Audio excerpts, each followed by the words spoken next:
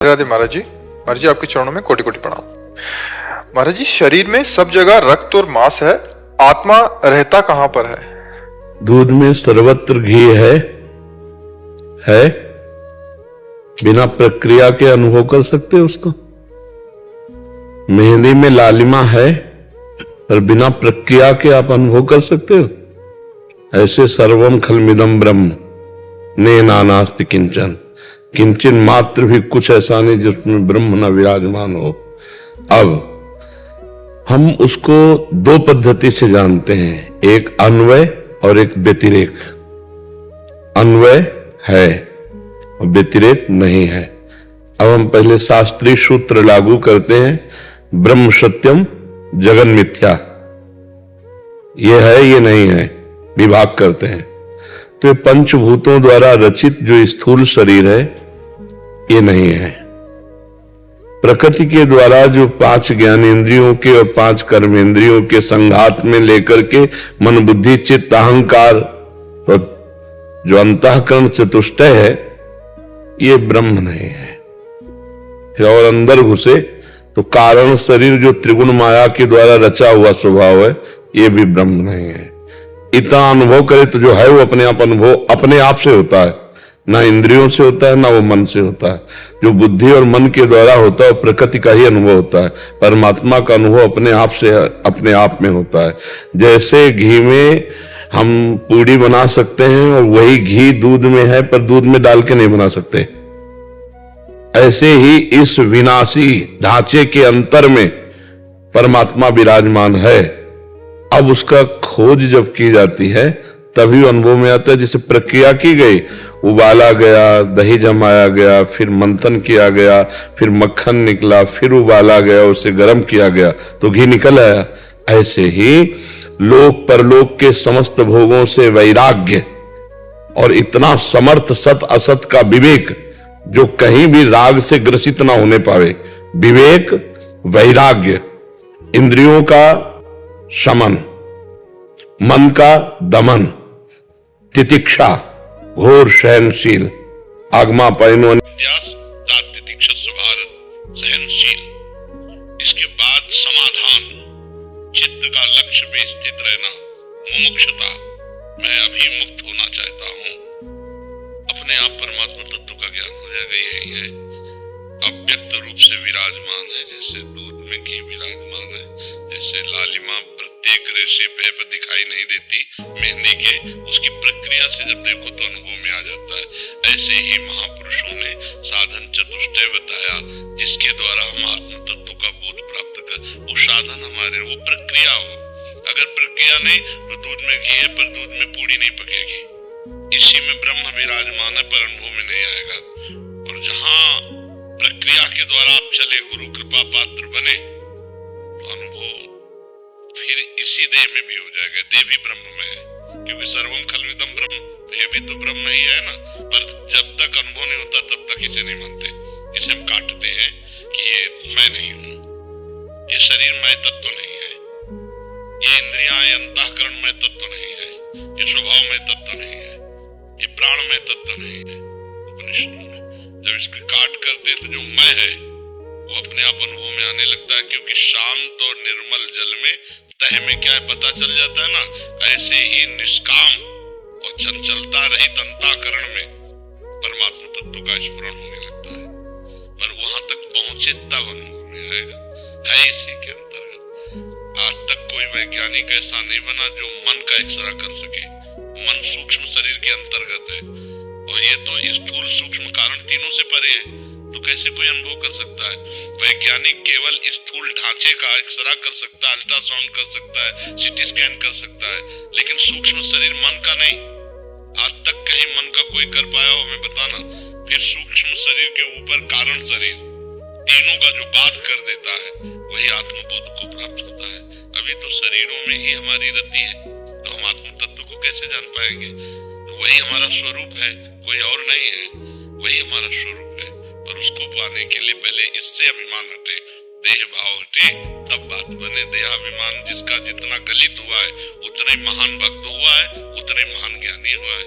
देहाभिमान दोनों को गलित होना अनिवार्य है, चाहे भक्ति से चले चाहे ज्ञान से। भक्ति से तो त्रणाद सुनी चेन तरोरु से सुनना अमानिना मान देन कीर्तनिया सदा हरि। जो तृण से भी नीच अपने आप को समझता है और वृक्ष जैसा सहनशील है, दूसरों को मान देता, स्वयं अमानी रहता है, वही सदैव हरि कीर्तन करके परमानंद को प्राप्त होता है। तो आप समझ रहे? हाँ, खूब नाम जप करे, पहले संसार का विस्मरण हो और शरीर में आए हुए मान अपमान निंदा स्तुति दुख सुख और आदि द्वंद्वों को आनंद पूर्वक सहे, क्योंकि ये मेरा स्वरूप नहीं है, ये मेरा स्वरूप नहीं है। मेरा जो स्वरूप है वो परमानंदमय है, वो द्वंद्वातीत है, वो कालातीत है, वो त्रिगुणातीत है और ये सब त्रिगुण के अंतर्गत है। जितना भी गो गोचर जहां लग मनु जाई सो सब माया जानो भाई। समझ रहे महाराज जी?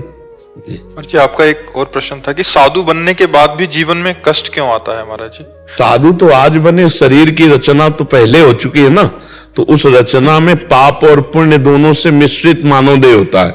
जो यातना देह होता है वो केवल पाप का होता है, जो देव देह होता है पुण्य का होता है, और जो मनुष्य देह होता है वो पाप पुण्य दोनों से मिश्रित होता है। तो आपके जन्म के पहले ही आपके शरीर में पूरे जीवन भर के लिए रख दिया गया है, इस समय ये पाप का फल आएगा और इस समय पुण्य का फल आएगा।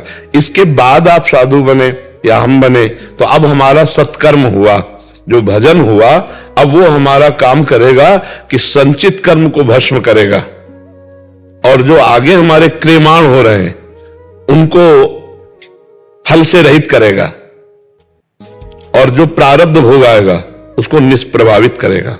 आएगा भोग पर प्रभाव से प्रभावित नहीं होता। जो भगवत भक्त होता है या ज्ञानी होता है, प्रारब्ध भोग शरीर में आता है, उसे आनंद पूर्वक वो भोगता है, लेकिन भोगता बचा ही नहीं, इसलिए प्रभाव नहीं पड़ता। समझ रहे ना? तो शरीर की रचना तो साधु बनने के पहले हुई थी ना, तो पुरानी खेती का तो काम, हमारा जो खान पान है वो तो वही भोगना पड़ेगा, पुरानी खेती का। अभी नई फसल है, अभी सच्चिदानंद फसल है, अब इसको आगे आनंद लीजिए वर्तमान में भगवदानंद से। बस हमको कभी भी विचलित नहीं होना किसी भी मान अपमान दुख सुख लाभ हानि में, यही हमारी साधुता है। और परिणाम हमारा तो हम ही है, परिणाम हमारा हम ही है, कोई और परिणाम नहीं है, हम ही परिणाम है। अपने आप को पहचान गया तो परिणाम में स्थित हो गया, अपने को भूला हुआ इसलिए परिणामों में भागा घूम रहा है। सहज सुख राशि ब्रह्मानंद स्वरूप तो आपका ही आत्मा है, उसी के लिए हम उन्हीं आत्मा को भगवान श्री कृष्ण कहते हैं, उन्हीं आत्मा को भगवान शिव कहते हैं, उन्हीं आत्मा को अपना परम प्रीतम नारायण कहते हैं। वही है, एक है, दूसरा कोई नहीं है। तो हम खूब भजन करें और जो भी द्वंद्व आवे उसको सहें। सहत सहत बाढ़े भगति, और सहने से ही ज्ञान का प्रादुर्भाव होता है। यम ही न व्यथ्यन्ते ते पुरुषम पुरुषर्षव सम दुखा सुखाधीरम स्वमृतत्वाय कल्पते। जो इंद्रिय और मन के द्वारा दी हुई व्यथा को सह जाता है, व्यथित नहीं होता है, सुख दुख में समान भाव रखता है, वो अमृत पद का अधिकारी हो जाता है। अमृत पद अपना आत्मस्वरूप ही है, जो भगवान है। भक्ति में उन्हें हम भगवान कहते हैं, योग में उसे परमात्मा कहते हैं और ज्ञान में उसे ब्रह्म कहते हैं। बात एक ही है, दूसरी नहीं है। गोपीनाथ जी, राधे राधे। राधे राधे महाराज जी। महाराज जी, आपके चरणों में कोटि कोटि प्रणाम। महाराज जी, हम भगवत चिंतन में लीन होना चाहते हैं पर सफल नहीं हो पा रहे, सफल होने के लिए उपाय क्या है महाराज जी? महत्व बुद्धि। हमारी जहां महत्व बुद्धि होती है वहीं हमारा चिंतन होता है। शरीर में महत्व बुद्धि, शरीर के भोगों में महत्व बुद्धि, शरीर के रिश्तों में महत्व बुद्धि। महत्व बुद्धि हमारी भगवान में उतनी नहीं है।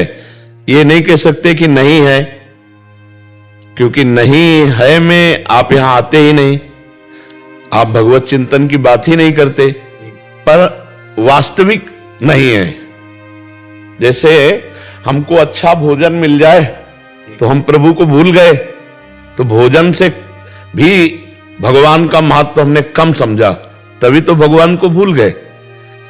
जब हमारी महत्व बुद्धि श्री भगवान में ऐसी हो जाए कि त्रिभुवन की कोई भी भोग वस्तु, कोई भी राज्य लक्ष्मी, कोई भी वैभव मिले, पर हम प्रभु का आधे पल के लिए भी स्मरण न छोड़ें, तब माना जाएगा कि महत्व बुद्धि भगवान पर है। तो हम महत्व बुद्धि प्रभु पर बढ़ाएं। ये श्वास बहुत कीमती है, इससे बढ़कर त्रिभुवन में कोई कीमती चीज नहीं है।